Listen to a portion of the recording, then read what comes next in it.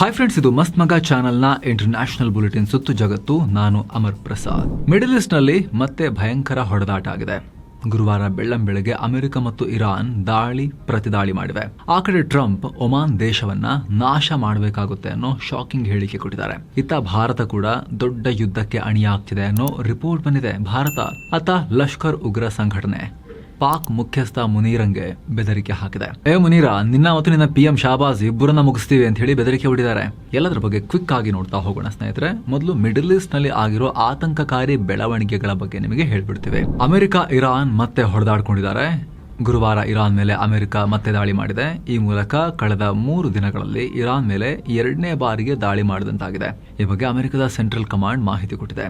ಬಂದರ್ ಅಬ್ಬಾಸ್ ಸೇರಿ ಇರಾನ್ನ ಸೇನಾ ನೆಲೆಗಳನ್ನ ನಾಶ ಮಾಡಿದಿವೆ. ಹಾರ್ಮುಜ್ ಜಲಸಂಧಿಯ ಸುತ್ತ ಬೆದರಿಕೆ ಒಡ್ತಾ ಇದ್ದ 4 ಡ್ರೋನ್ಗಳನ್ನ ಹೊಡೆದು ಹಾಕಿದಿವೆ. ಬಂದರ್ ಅಬ್ಬಾಸ್ ಸಿಟಿಯ ನೆಲೆಯಿಂದ ಇರಾನ್ 5ನೇ ಡ್ರೋನ್ ಉಡಾಯಿಸೋಕೆ ಸಜ್ಜಾಗಿತ್ತು. ಹೀಗಾಗಿ ಪ್ರತಿ ದಾಳಿ ಮಾಡಿದ್ದೀವಿ ಅಂತ ಅಮೆರಿಕ ಹೇಳಿದೆ. ಇನ್ನು ಈ ದಾಳಿ ವೇಳೆ ಭಾರಿ ಸ್ಫೋಟದ ಶಬ್ದ ಕೇಳಿಬಂದಿದೆ ಅಂತ ಇರಾನ್ ಮೀಡಿಯಾಗಳು ರಿಪೋರ್ಟ್ ಮಾಡಿವೆ. ಅತ್ತ ಅಮೆರಿಕ ದಾಳಿಗೆ ಇರಾನ್ ಕೂಡ ಪ್ರತಿಕಾರ ಹೇಳಿದೆ. ಅಮೆರಿಕದ ವಾಯುನೆಲೆಯನ್ನ ಗುರಿಯಾಗಿಸಿ ದಾಳಿ ಮಾಡಿದೀವಿ ಅಂತ ಇರಾನ್ನ IRGC ಹೇಳಿದೆ. ಈಗ ಆಲ್ರೆಡಿ ಕುವೈತ್ ಮೇಲೆ ದಾಳಿ ಆಗಿರೋದು ಕನ್ಫರ್ಮ್ ಆಗಿದೆ. ಡ್ರೋನ್ ಮತ್ತು ಮಿಸೈಲ್ ಮೂಲಕ ದಾಳಿ ಮಾಡಲಾಗಿದೆ. ಇವುಗಳನ್ನ ಇಂಟರ್ಸೆಪ್ಟ್ ಮಾಡಿದ್ದೀವಿ ಅಂತ ಕುವೈತ್ ಸೇನೆ ಹೇಳಿದೆ. ಕುವೈತ್ನಾದ್ಯಂತ ಏರ್ ರೈಡ್ ಸೈರನ್ಗಳು ಮೊಳಗಿವೆ. ಹಲವು ಕಡೆ ಸ್ಫೋಟದ ಶಬ್ದ ಕೇಳಿಬಂದಿವೆ. ನಾಗರಿಕರಿಗೆ ಸೇಫ್ ಆಗಿರಿ, ಅಧಿಕಾರಿಗಳ ಸೂಚನೆಗಳನ್ನ ಪಾಲಿಸಿ ಅಂತ ಕುವೈತ್ ಸರ್ಕಾರ ಹೇಳಿದೆ. ಇನ್ನು ದಾಳಿ ಬಗ್ಗೆ ಇರಾನ್ನ IRGC ಪ್ರತಿಕ್ರಿಯೆ ಕೊಟ್ಟಿದೆ. ಇದು ಅಮೆರಿಕಗೆ ನಾವು ಕೊಡ್ತಿರೋ ಗಂಭೀರ ಎಚ್ಚರಿಕೆ. ಅಮೆರಿಕ ಎಷ್ಟೇ ಆಕ್ರಮಣಕಾರಿಯಾಗಿ ನಡ್ಕೊಂಡ್ರು ಕೂಡ ಅದಕ್ಕೆ ಉತ್ತರ ಇದ್ದೇ ಇರುತ್ತೆ ಅಂತ ಹೇಳಿದೆ. ಇನ್ನೊಂದ್ ಕಡೆ ಇರಾನ್ ಅಧ್ಯಕ್ಷ ಮಸೂದ್ ಪೆಜೆಶ್ಕಿಯಾನ್ ಸ್ಫೋಟಕ ಹೇಳಿಕೆ ಕೊಟ್ಟಿದ್ದಾರೆ. ಈಗಿನ ಪರಿಸ್ಥಿತಿಯಲ್ಲಿ ಆರ್ಥಿಕ ಯುದ್ಧವನ್ನ ಎದುರಿಸಬೇಕಾಗಿದೆ ಅಂತ ಹೇಳಿದ್ದಾರೆ. ಸೇನಾ ಕಾರ್ಯಾಚರಣೆ ಫೇಲ್ ಆಗಿದೆ ಇವ್ರದ್ದು. ಅದಕ್ಕೆ ಆರ್ಥಿಕ ವ್ಯವಸ್ಥೆಯನ್ನ ಟಾರ್ಗೆಟ್ ಮಾಡಿದ್ದಾರೆ. ಅದನ್ನ ಬುಡಮೇಲು ಮಾಡೋಕೆ ನೋಡ್ತಾ ಇದ್ದಾರೆ. ಹೀಗಾಗಿ ನಮ್ಮ ಆರ್ಥಿಕತೆಯನ್ನ ಕಾಪಾಡಿಕೊಳ್ಬೇಕಾಗಿರೋ ಜವಾಬ್ದಾರಿ ನಮ್ಮ ಮೇಲಿದೆ. ಅದರಲ್ಲೂ ಖಾಸಗಿ ವಲಯದ ಪಾತ್ರ ಬಹಳ ಮುಖ್ಯ ಅಂತ ಪೆಜೆಶ್ಕಿಯಾನ್ ಹೇಳಿದ್ದಾರೆ. ಈ ನಡುವೆ ಟ್ರಂಪ್ ಶಾಕಿಂಗ್ ಹೇಳಿಕೆ ಕೊಟ್ಟಿದ್ದಾರೆ. ಮಿತ್ರ ದೇಶ ಒಮಾನ್ ಅನ್ನ ಸರ್ವನಾಶ ಮಾಡ್ತೀವಿ ಅಂತ ಹೇಳಿದ್ದಾರೆ. ಹಾರ್ಮುಜ್ ಜಲಸಂಧಿಯನ್ನ ಯಾರು ಕಂಟ್ರೋಲ್ ಮಾಡೋ ಹಾಗಿಲ್ಲ. ಅದು ಅಂತಾರಾಷ್ಟ್ರೀಯ ಜಲಮಾರ್ಗ. ಇಲ್ಲಿ ಒಮಾನ್ ಹೆಚ್ಚು ಬಾಲ ಬಿಚ್ಚದೆ ಬೇರೆ ರಾಷ್ಟ್ರಗಳ ಹಾಗೆ ಸುಮ್ಮನೆ ಕೂತ್ರೆ ಎಲ್ಲ ಸರಿ ಇರುತ್ತೆ. ಇಲ್ಲಾಂದ್ರೆ ಒಮಾನನ್ನ ನಾಶ ಮಾಡ್ಬಿಡ್ತೀವಿ ಅಂತ ಟ್ರಂಪ್ ಮಾಧ್ಯಮಗಳ ಮುಂದೆ ಹೇಳಿಕೆ ಕೊಟ್ಟಿದ್ದಾರೆ. ಹಾಗೆ ಇದರ ಬಗ್ಗೆ ಒಮಾನ್ ಅರ್ಥ ಮಾಡ್ಕೊಳ್ಳುತ್ತೆ. ಅವ್ರಿಗೇನಾಗಲ್ಲ ಬಿಡಿ, ಚೆನ್ನಾಗಿರ್ತಾರೆ ಅಂತಲೂ ಟ್ರಂಪ್ ಹೇಳಿಕೆಯನ್ನು ಕೊಟ್ಟಿದ್ದಾರೆ.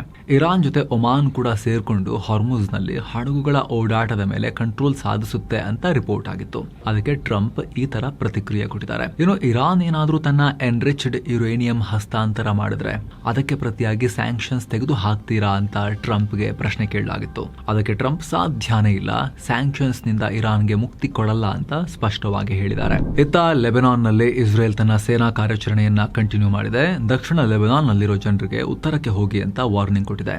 ಜಹ್ರಾನಿ ನದಿಯಿಂದ ದಕ್ಷಿಣಕ್ಕಿರೋ ಎಲ್ಲ ಪ್ರದೇಶಗಳನ್ನ ಯುದ್ಧ ವಲಯ ಅಂತ ಹೇಳಿ ಇಸ್ರೇಲ್ ಡಿಕ್ಲೇರ್ ಮಾಡಿದೆ.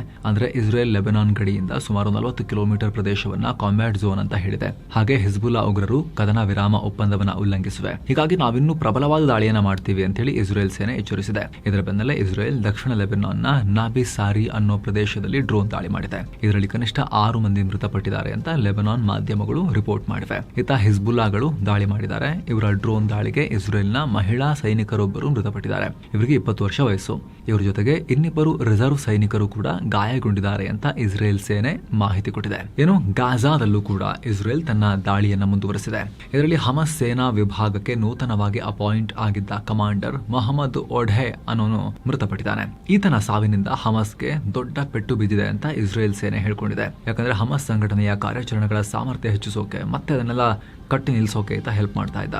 ಹಮಸ್ ಸೇನಾ ವಿಭಾಗದಲ್ಲಿ ಇಂಟೆಲಿಜೆನ್ಸ್ ಹೆಡ್ ಆಗಿ ಕೆಲಸ ಮಾಡ್ತಿದ್ದ ಅಂತ ಇಸ್ರೇಲ್ ಹೇಳಿದೆ. ಇನ್ನು ಸ್ನೇಹಿತರೆ, Vaishno Devi, Amritsar, Golden Temple, Attari border ಸೇರಿ ಈ ಎಲ್ಲಾ ಕ್ಷೇತ್ರಗಳಿಗೆ, ಜಾಗಗಳಿಗೆ ಯಾತ್ರೆ ಇದೆ. 7 ಸೈನ್ಸ್ ಟೂರಿಸಂನವರ ಎಲ್ಲವನ್ನ ಒಳಗೊಂಡ ಪ್ಯಾಕೇಜ್ ಇದು. ಬೇರೆ ನಿಮಗೆ ಖರ್ಚಿರೋದಿಲ್ಲ. ಕನ್ನಡ ಟೂರ್ ಮ್ಯಾನೇಜರ್ ಕೂಡ ನಿಮ್ಮೊಂದಿಗೆ ಇರ್ತಾರೆ. ಹಿರಿಯ ನಾಗರಿಕರಿದ್ರೆ ಅವರಿಗೆ ಸ್ಪೆಷಲ್ ಕೇರ್ನೊಂದಿಗೆ ನೋಡ್ಕೊಳ್ಳಲಾಗುತ್ತೆ. ಆಸಕ್ತರು ಕಾಲ್ ಮಾಡಿ ಬುಕ್ ಮಾಡ್ಕೊಂಡು ಹೋಗಿ ಬರ್ಬೋದು. ಮತ್ತೊಂದು ಕಡೆ ಇರಾನ್ನ ಪರ್ಷಿಯನ್ ಗಲ್ಫ್ ಜಲಸಂಧಿ ಪ್ರಾಧಿಕಾರದ ಮೇಲೆ ಅಮೆರಿಕ ನಿರ್ಬಂಧ ಹೇರಿದೆ. ಹಾರ್ಮುಜ್ ಜಲಸಂಧಿಯಲ್ಲಿ ಹಡಗುಗಳಿಂದ ಇರಾನ್ ಸುಲಿಗೆ ಮಾಡ್ತಿದೆ. ಸೇಫ್ ಆಗಿ ಹೋಗೋಕೆ ಹಡಗುಗಳಿಗೆ ಟೋಲ್ ಕಟ್ಟಿ ಅಂತ ಹೇಳಿ ಇರಾನ್ ಒತ್ತಾಯ ಮಾಡ್ತಾ ಇದೆ. ಈ ಹಣ ನೇರವಾಗಿ ಇರಾನ್ ಸೇನೆಗೆ ಹೋಗ್ತಾ ಇದೆ. ಹೀಗಾಗಿ ಈ ಕ್ರಮ ತಗೊಂಡಿದ್ದೀವಿ ಅಂತ ಅಮೆರಿಕ ಹೇಳಿದೆ. ಹಾಗೆ ಈ ಪ್ರಾಧಿಕಾರಕ್ಕೆ ಟೋಲ್ ಕಟ್ಟೋರ ಮೇಲೂ ಕೂಡ ಕಠಿಣ ನಿರ್ಬಂಧ ಹೇರ್ತೀವಿ ಅಂತ ಅಮೆರಿಕ ಹೇಳಿದೆ. ಅಂದಹಾಗೆ ಇತ್ತೀಚೆಗೆ ಹಾರ್ಮುಜ್ ಜಲಸಂಧಿಯನ್ನ ಮ್ಯಾನೇಜ್ ಮಾಡ್ತೀವಿ ಅಂತ ಇರಾನ್ ಈ ಪರ್ಷಿಯನ್ ಗಲ್ಫ್ ಸ್ಟ್ರೇಟ್ ಅಥಾರಿಟಿಯನ್ನ ಸೆಟಪ್ ಮಾಡಿತ್ತು. ಹಾರ್ಮುಜ್ ಮೂಲಕ ಹೋಗೋ ಹಡಗುಗಳನ್ನ ಕಂಟ್ರೋಲ್ ನಲ್ಲಿ ಇಟ್ಕೊಂಡು ಮ್ಯಾನೇಜ್ ಮಾಡೋಕೆ ಇದನ್ನ ಶುರು ಮಾಡಿದ್ರು. ಇನ್ನು ಇರಾನ್ ಅಮೆರಿಕ ಹೊಡೆದಾಟದಿಂದ ತೈಲ ಬೆಲೆ ಏರಿಳಿತ ಆಗ್ತಾ ಇದೆ. ರೆಕಾರ್ಡ್ ಮಾಡೋ ಟೈಮ್ನಲ್ಲಿ ನಮಗೆ ಇವಾಗ Brent crude oil price check ಮಾಡಿದಾಗ $96 ಆಸುಪಾಸಲ್ಲಿತ್ತು.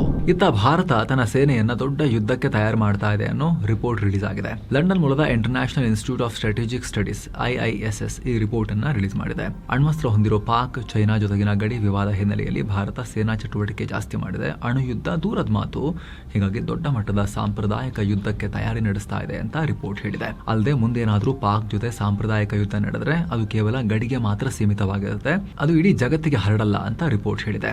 ಚೀನಾ ಜೊತೆಗಿನ ಭಾರತದ ಗಡಿ ಸಂಘರ್ಷಗಳು ಸಾಂಪ್ರದಾಯಿಕವಾಗಿನೇ ಇರ್ತವೆ. ಅದು ಭಾರತ ಪಾಕ್ ನಡುವಿನ ಸಂಘರ್ಷದ ಮಟ್ಟಕ್ಕೆ ತಲುಪೋದು ಕೂಡ ಡೌಟ್. Locally manage ಮಾಡ್ಕೊಂಡ್ಬಿಡ್ತಾರೆ.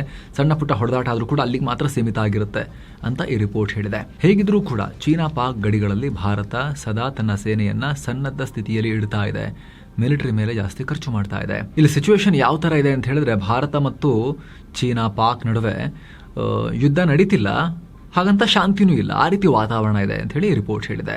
ಜೊತೆಗೆ ಭಾರತ ಏನಾದರೂ ಕೂಡ ಇಂಟರ್ನ್ಯಾಷನಲ್ ವಾರ್ಗೆ ಎಂಟರ್ ಆಗಬಹುದಾ ಅನ್ನೋ ಪ್ರಶ್ನೆಗೂ ಕೂಡ ಇಲ್ಲಿ ಏನು ಇವರು ಅನಲೈಸ್ ಮಾಡಿದ್ದಾರೆ ಅಂದ್ರೆ, ಇವರು ಭಾರತ ತನ್ನ ಸುತ್ತಮುತ್ತಲ ಜಾಗ, ಹಿಂದೂ ಮಹಾಸಾಗರ ವಲಯ, ಇದಿಷ್ಟು ಜಾಗವನ್ನು ಹೊರತುಪಡಿಸಿ ಏಷ್ಯಾ ಪೆಸಿಫಿಕ್ನ ಬೇರೆ ಜಾಗಗಳಲ್ಲೆಲ್ಲ ಯುದ್ಧಕ್ಕೆ ಹೋಗಿ ಮಿಲಿಟರಿ ಪಾಲುದಾರಿಕೆ ಮಾಡೋದು ವಾರಲ್ಲಿ ಕಷ್ಟ ಇದೆ.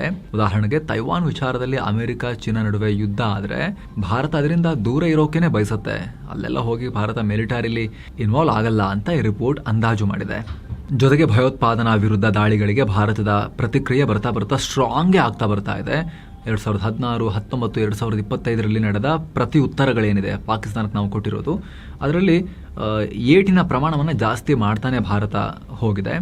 ಅದಕ್ಕೆ ಸರ್ಕಾರದ ಮಟ್ಟದಲ್ಲಿ ರಾಜಕೀಯ ಇಚ್ಛಾಶಕ್ತಿ, ಪೊಲಿಟಿಕಲ್ ವಿಲ್, ಅದು ಕೂಡ ಮುಖ್ಯ ಕಾರಣ ಅಂತ ಲಂಡನ್ನ ಈ ಸಂಸ್ಥೆ ರಿಪೋರ್ಟ್ ಮಾಡಿದೆ. ಇನ್ನು ಈ ನಡುವೆ ಭಾರತ ಮತ್ತು ಚೀನಾ ನಡುವೆ ಗಡಿ ವಿಚಾರವಾಗಿ ಮಾತುಕತೆಯಾಗಿದೆ.